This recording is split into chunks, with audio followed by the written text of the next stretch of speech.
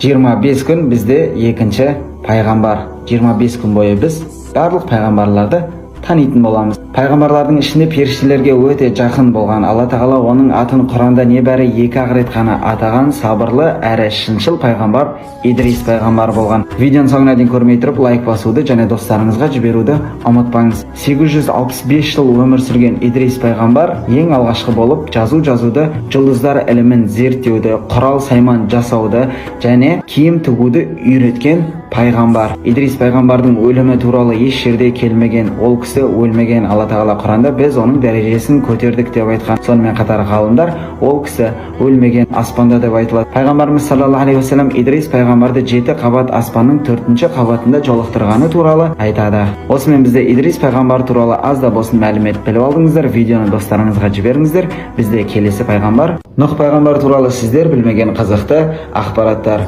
Видеоны соңына дейін көрмей тұрып видеоға лайк басыңыздар. Себебі 25 күн бізде 3-ші пайғамбар. Нұх пайғамбардың арғы атасы Идрис пайғамбарға барып тақалады.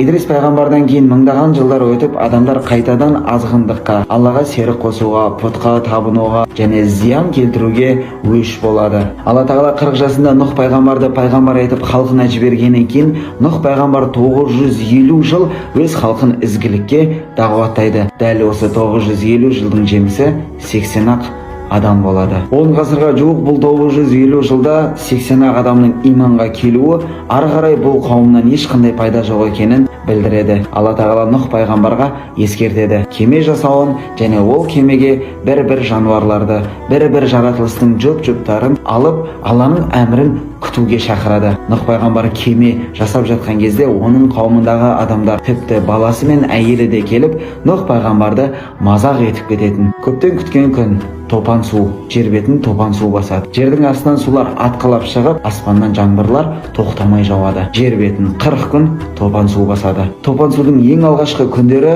Нұх пайғамбар және оның қауымы естіген дауыстар суға батып кеткен адамдардың айғайы мен Алла тағаланың қаһарлы азабының дауысы естілетін. Тіпті сол кеменің ішінде тұратын жануарлар да ол дауыстан қатты қорқып, артқа қарай шегінетін. Кеменің ішінде Алланың заңы жүретін. Әрбір жаратылыс ешқайсысы бір-біріне зиян келтірмейтін. Арыстан қойға, басқа да жануарларға, жылан да тіпті адамдарға зиян келтірмейтін. Топан су 40 күннен кейін жер беті тазарынып, кемеден бүкіл жануарлар таралып, қайтадан Алланың тура жолына түседі.